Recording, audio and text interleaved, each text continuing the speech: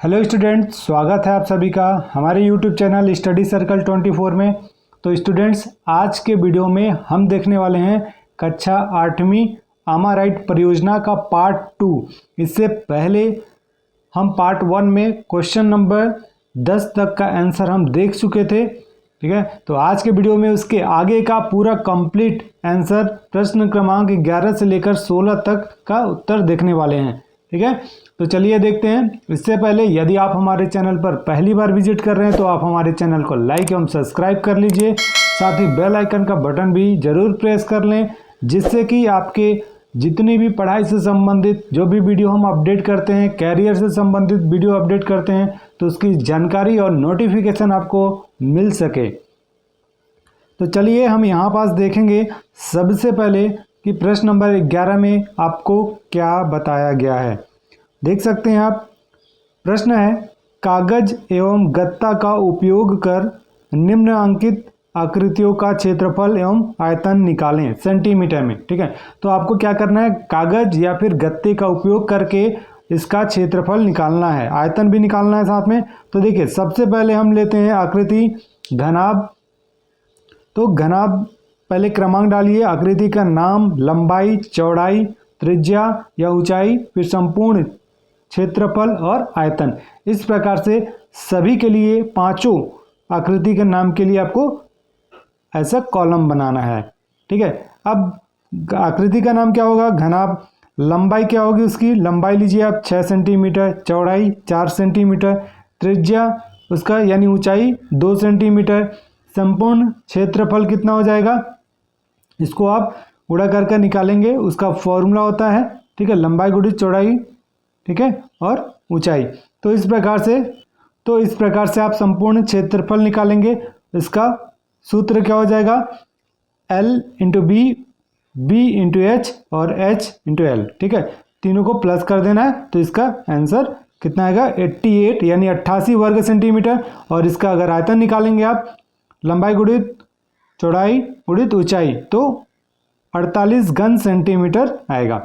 आप देख सकते हैं यहाँ एक आकृति बना लीजिए आप, ठीक है, जिसकी लंबाई कितना है 6 सेंटीमीटर, ऊंचाई है आपके पास 2 सेंटीमीटर और चौड़ाई है आपके पास 4 सेंटीमीटर। यहाँ पास ये घनाभ का ये आपके पास आकृति बन गई। घनाभ का अगर आप देखना चाहें अपने घर पर, तो माचिस की डिब्बी वो एक घनाभ के आकार का होगा, जूते का डिब्बा वो भी एक घनाभ के आकार का होगा।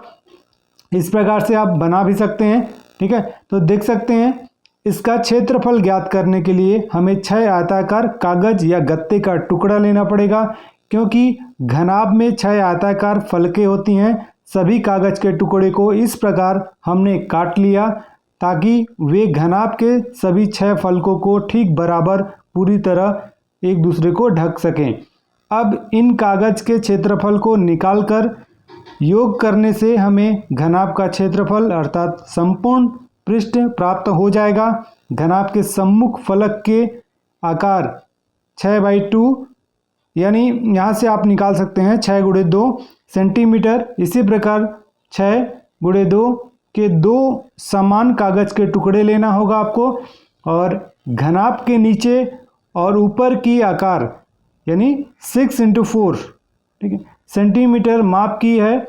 तो अतः इस माप की 2 समान कागज के टुकड़े लेना पड़ेगा। इसी प्रकार घनाभ के अलग अलग अगल बगल की जो आकार हैं 4/2 का सेंटीमीटर माप की है, इसके लिए भी हमें 2 समान कागज के टुकड़े लेना पड़ेगा। घनाभ के सामने और पीछे के लिए तो हम सबसे पहले यहाँ पास एक कागज का टुकड़ा ले लेंगे। तो पहले कागज, ठीक है, जिसकी लंबाई कितनी होगी 6 सेंटीमीटर और उसकी ऊंचाई चौड़ाई कितनी हो जाएगी 2 सेंटीमीटर। तो आप क्षेत्रफल निकालेंगे तो लंबाई गुणित चौड़ाई होता है आयत का क्षेत्रफल, तो 6 गुणे 2 12 वर्ग सेंटीमीटर आएगा। दूसरा कागज का टुकड़ा लेंगे आप, तो उसका भी अगर क्षेत्रफल निकालते हैं तो 6/2 कितना आ जाएगा 12 वर्ग सेंटीमीटर।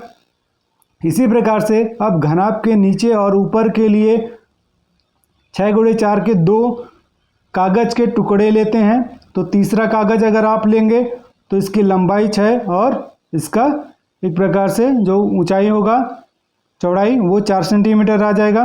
तो इस प्रकार से आप 6 गुणे 4 करेंगे तो 24 वर्ग सेंटीमीटर आएगा। चौथा कागज़ भी आप 6 बाई 4 का लेंगे तो 24 वर्ग सेंटीमीटर आएगा।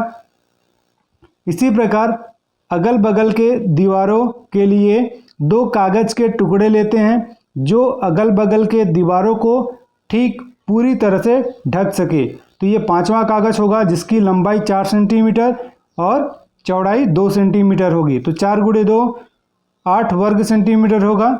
इसी प्रकार 6वां कागज़ 4 सेंटीमीटर इसकी लंबाई और 2 सेंटीमीटर इसकी चौड़ाई, तो 4 गुणे 2 8 वर्ग सेंटीमीटर। अब इन सभी 6 कागज़ के टुकड़े का क्षेत्रफल का योग करते हैं, तब पूरे घनाभ का संपूर्ण पृष्ठ का क्षेत्रफल हमें ज्ञात होगा। देख सकते हैं आप यहाँ घनाभ का संपूर्ण पृष्ठ लिखेंगे आप, पहला कागज़ प्लस दूसरा कागज़ का क्षेत्रफल प्लस तीसरा कागज़ का क्षेत्रफल, चौथा कागज़, 5वां कागज़ और 6वें कागज़ का क्षेत्रफल। तो सभी के क्षेत्रफल को आप जोड़ दीजिए, 12 प्लस 12, 24 प्लस 24 और 8 प्लस 8, तो कितना आएगा 88 वर्ग सेंटीमीटर। उसका आयतन निकालेंगे, लंबाई गुणित चौड़ाई गुणित ऊंचाई, तो कितना होगा 6 गुणे 4 गुणे 2, तो 48 घन सेंटीमीटर आएगा। अब दूसरा आकृति है हमारे पास घन, लंबाई हमने लिया है 4 सेंटीमीटर, चौड़ाई हमने लिया 4 सेंटीमीटर और ऊंचाई 4 सेंटीमीटर। क्यों? क्योंकि घन की सभी भुजाएं की जो लंबाई है वो समान होती है, एक समान होती है।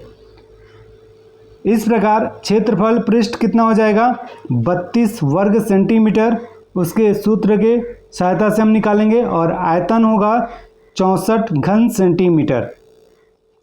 तो घन की आकृति में लंबाई, चौड़ाई और ऊंचाई तीनों एक समान होती हैं। इसके सभी कोर की लंबाई बराबर होती हैं। हमने 4 सेंटीमीटर कोर वाली घन आकृति बनाया। इसमें 6 फलक होते हैं, सभी फलक एक समान होते हैं। अब हम 6 कागज़ के टुकड़े लेंगे। इस घन के सभी 6 पृष्ठों को पूरी तरह से ठीक आच्छादित कर सकें। ठीक है, इस प्रकार से हमको कागज़ के टुकड़े लेना है। अगर घन की बात करें तो घन के लिए एक उदाहरण स्वरूप आप अपने घर पर कोई ऐसा डिब्बा जिसकी चारों भुजाएं बराबर हों, तो आप वो एक घन का उदाहरण हो सकता है।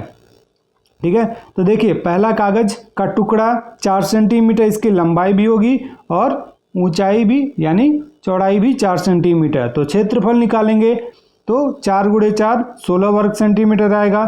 दूसरे कागज़ का भी अगर हम क्षेत्रफल निकालते हैं तो 16 वर्ग सेंटीमीटर आता है। तीसरा कागज़ का टुकड़ा का भी अगर हम क्षेत्रफल निकालें तो 16 वर्ग सेंटीमीटर आएगा।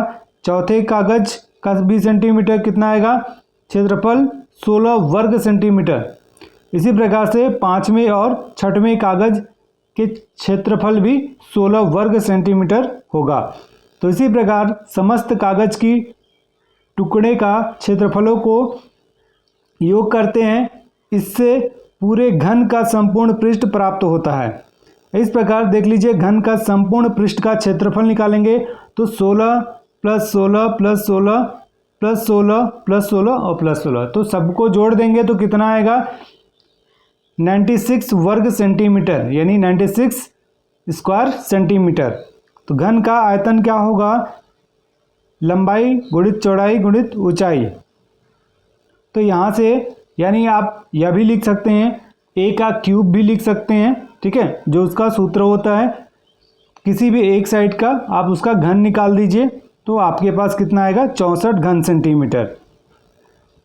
तो अब अगला अब देखिए अगला आकृति का नाम है बेलन यानी सिलेंडर। आधार की त्रिज्या इसकी 7 सेंटीमीटर हम रखते हैं, ऊंचाई ले लेते हैं 14 सेंटीमीटर, वक्र पृष्ठ 616 वर्ग सेंटीमीटर इसका आ जाएगा, क्योंकि वक्र पृष्ठ का सूत्र होता है पाई आर एल। ठीक है, बेलन का आयतन और बेलन के वक्र पृष्ठ का जो सूत्र होगा वो 2 2πr/h होगा। ठीक है, तो सबसे पहले वक्र पृष्ठ हम निकालेंगे। 2πr/h से कितना आएगा 616 वर्ग सेंटीमीटर, और πr² से जो आयतन होगा वो 2156 घन सेंटीमीटर होगा। ठीक है, तो इस प्रकार से आप देख सकते हैं ये बेलन आप एक बना सकते हैं। बेलन का रूप एक आपके घर में मिलेगा, जैसे एक खोखला पाइप हो गया है ना, जो कि पूरी तरह से खोखला हो, जिसकी आप ऊंचाई ले सकते हैं 14 सेंटीमीटर, उसका त्रिज्या ले सकते हैं आप 7 सेंटीमीटर।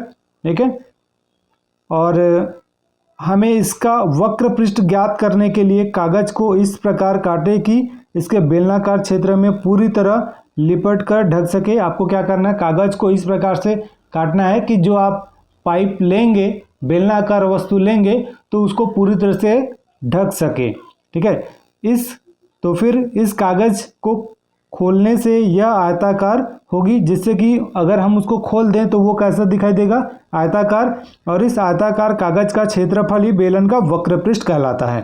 ठीक है, तो आप देख सकते हैं यदि आपने इस प्रकार से इसको लपेटा है तो ये जो आप देख पा रहे हैं सामने की भाग वो कैसा है, आयताकार है। ये कागज की लंबाई हो गई, कागज का टुकड़ा हो गया, जिसको आपको इस बेलन पर लपेटना है। ठीक है, तो इस प्रकार से हम ये देखिए, ये कागज को आपने इस प्रकार से वृत्ताकार रूप में मोड़ दिया। ठीक है, किसी बेलनाकार वस्तु पर अगर आप लगाएंगे तो कुछ इसी प्रकार से मुड़ा हुआ दिखाई देगा। बेलनाकार कोई प्लास्टिक पाइप का उपयोग करें जो घर में उपलब्ध हो आपके, और कागज को इसके ऊपर घुमाते हुए चिपकाएं और उस कागज का जो क्षेत्रफल ज्ञात करें। कागज का क्षेत्रफल यानी बेलन का वक्र पृष्ठ निकालना होगा। तो आयत का क्षेत्रफल क्या होता है, लंबाई गुणित चौड़ाई। तो लंबाई क्या होगी इसकी 44। ठीक है, और यहाँ से आप उसका जो चौड़ाई है वो कितना है 14 सेंटीमीटर है। दोनों का आप गुणा करने पर कितना आएगा 616 वर्ग सेंटीमीटर आएगा। फिर आगे देखिए, कागज के मोड़ने पर 14 सेंटीमीटर ऊंचाई वाला बेलन तैयार होती है, जिसकी आधार की त्रिज्या कितनी है 7 सेंटीमीटर। तो आधार की परिधि लिखेंगे आप, फिर कागज की लंबाई, तो परिधि का जो सूत्र होता है वो 2πr बराबर 44 सेंटीमीटर आएगा। तो यहाँ से इसको अगर हम निकाल लें तो कितना आएगा, परिधि का मतलब जो त्रिज्या होगी वो r बराबर 7 सेंटीमीटर आ जाएगा।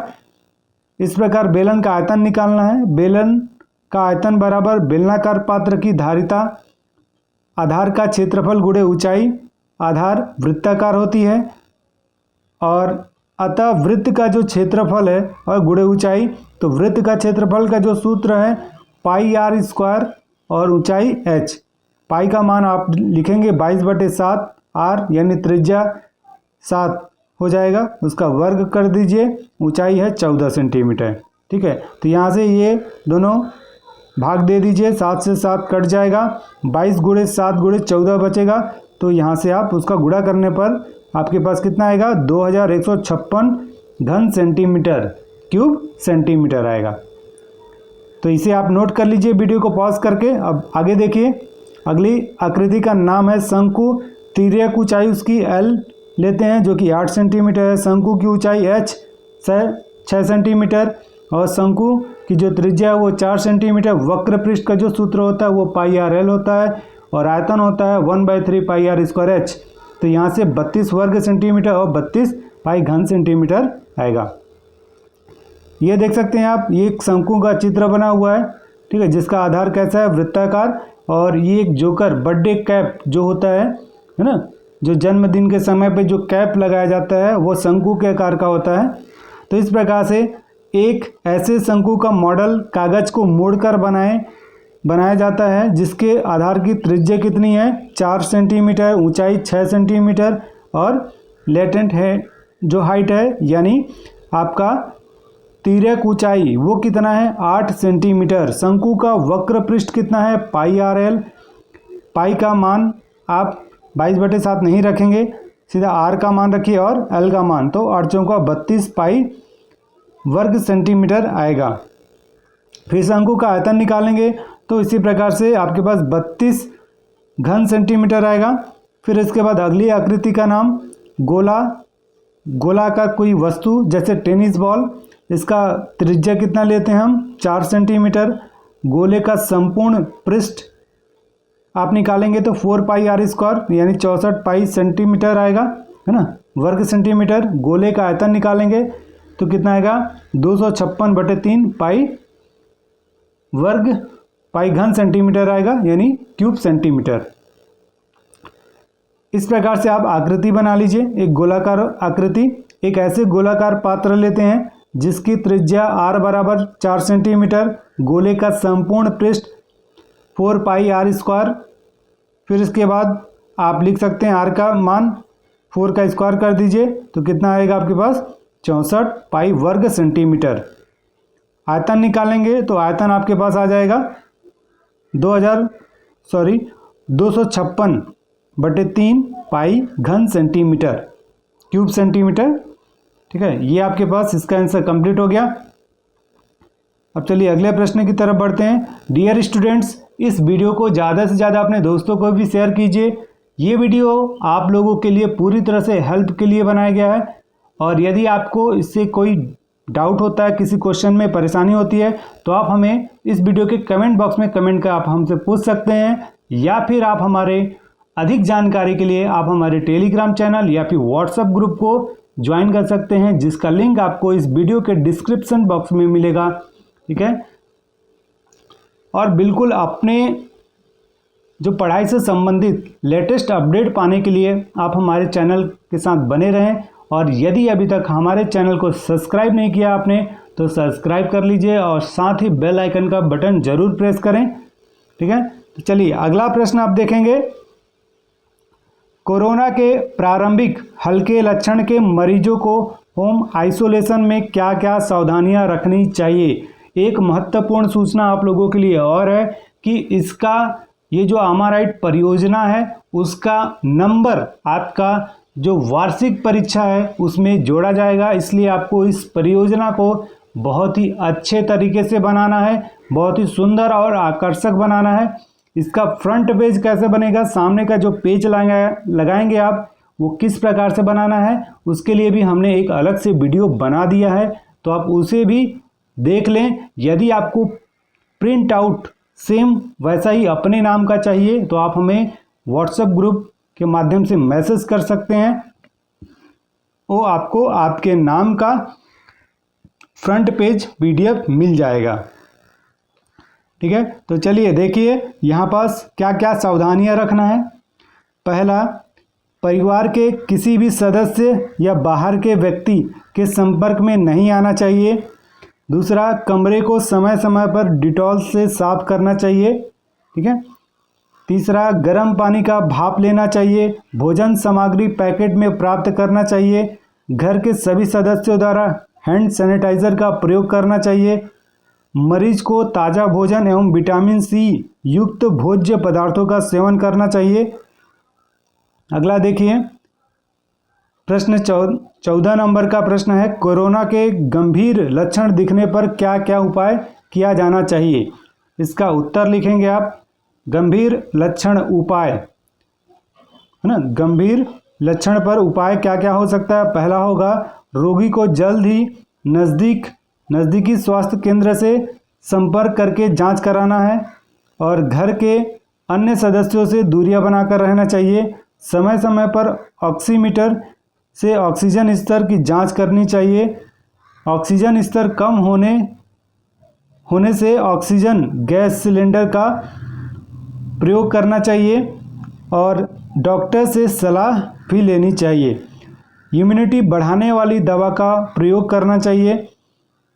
और अगला है, गर्म पानी का भाप लेना चाहिए। और अगला है, कोविड-19 प्रोटोकॉल यानी जो उनकी गाइडलाइन है उसका निरंतर पालन करना चाहिए। अगला प्रश्न देखिए, अपने मन से सामान्य ज्ञान के कोई 20 प्रश्न बनाएं एवं अपने साथियों के साथ मिलकर उनका उत्तर ढूंढें। तो यहाँ से देख सकते हैं, पहला प्रश्न आपके पास बनेगा, छत्तीसगढ़ देश का कौन सा राज्य है। 26वां राज्य। छत्तीसगढ़ में 20 जिलों की संख्या, छत्तीसगढ़ में जिलों की संख्या कितनी है, तो 28 जिले हैं। छत्तीसगढ़ में कुल कितने संभाग है, 5। छत्तीसगढ़ की गंगा किसे माना जाता है, महानदी को। छत्तीसगढ़ के प्रथम शहीद सेनानी कौन थे? वीर नारायण सिंह। छत्तीसगढ़ राज्य के प्रथम मुख्यमंत्री कौन थे? अजीत प्रमोद कुमार जोगी। छत्तीसगढ़ राज्य का सबसे अधिक उत्पादित फसल कौन सा है? धान। छत्तीसगढ़ राज्य का राजकीय पशु क्या है? वन भैंसा। छत्तीसगढ़ राज्य का राजकीय वृक्ष क्या है? साल। छत्तीसगढ़ की राजधानी का नाम क्या है? रायपुर। छत्तीसगढ़ राज्य की स्थापना कब हुआ? 1 नवंबर 2000। किस त्यौहार में बच्चे गेड़ी पर चढ़ते हैं? हरेली का त्यौहार। गुरुत्वाकर्षण की खोज किस वैज्ञानिक ने किया? सर आइजैक न्यूटन ने। जल का शुद्ध रूप क्या है? वर्षा का जल। पेनिसिलिन की खोज किसने किया? अलेक्जेंडर फ्लेमिंग ने। अगला देखिए, शरीर की सबसे बड़ी हड्डी कौन सी है? फीमर। अगला प्रश्न है, टेलीफोन के आविष्कार किसने किया? ग्राहम बेल ने। विटामिन बी की कमी से कौन सा रोग होता है? बेरी। रक्त में क्या पाया जाता है? लौह तत्व, आयरन एलिमेंट। सबसे हल्की धातु कौन सी है? तो लिथियम होगी। तो इन सभी प्रश्नों का वीडियो को पॉज करके अच्छी तरह से नोट कर लीजिए। चलिए अब अगला प्रश्न देखते हैं, और इसका आपने प्रश्नों का उत्तर कहाँ से आपने लिया उसको लिखेंगे। उक्त सभी प्रश्नों को हमने अपने मित्रों से वार्तालाप करके उत्तर खोजने का प्रयास किया और समझकर उत्तर बनाए हैं। अगला प्रश्न देखिए, प्रश्न नंबर 16वां है, अंतिम प्रश्न है ये। उक्त गतिविधियों को पूर्ण कर अपने माता पिता, चाचा चाची, दादा दादी, भाई बहन, घर के अन्य सदस्यों में से किन्हीं 3 लोगों को दिखाएं एवं उनकी प्रतिक्रिया लिखें। तो देख सकते हैं आप, आपके माता पिता की प्रतिक्रिया आपके ये कार्य करने के दौरान क्या होगी। तो देखिए, प्यारे बच्चों, आपको इस आमाराइट परियोजना के माध्यम से बहुत अच्छी जानकारी प्राप्त हुई। यह सभी जानकारी आपके भविष्य में काम आए और इस संकट के समय में आप सभी कोरोना के गाइडलाइन का पालन करते हुए अपनी पढ़ाई करें, एक अच्छा इंसान बने। ठीक है, तो इस प्रकार से अब आगे देखिए, आपके बड़े भैया या दीदी की क्या प्रतिक्रिया हो सकती है इस आमाराइट परियोजना को लेकर। प्रिय छोटे भाई एवं बहन, आपने इस प्रोजेक्ट को बनाने के लिए बहुत ही अच्छा मेहनत किया और अच्छे तरह लिखा। कोशिश करो कि और अपनी पाठ्य पुस्तक से भी ज्ञान में वृद्धि करो। हमारा आशीर्वाद एवं शुभकामनाएं सदा आपके साथ हैं। Best of luck in your life. तो इस प्रकार से इन सभी प्रश्नों का उत्तर कंप्लीट होता है। ठीक है, तो आपको जो भी डाउट होता है आप वीडियो के कमेंट बॉक्स में कमेंट कर आप हमसे पूछ सकते हैं, या फिर आप हमारे व्हाट्सएप ग्रुप को ज्वाइन कर सकते हैं। ठीक है, तो इस वीडियो को ज़्यादा से ज़्यादा अपने दोस्तों को भी शेयर कीजिए। ये वीडियो पूरी तरह से आप लोगों के लिए सहायता के लिए बनाई गई है, तो ज़्यादा से ज़्यादा आप सभी लोगों तक इसको पहुंचाइए। ठीक है, तो मिलते हैं आपसे अगले वीडियो में। आज के वीडियो में इतना ही, तब तक के लिए आप अपना ख्याल रखिए। Thank you, best of luck.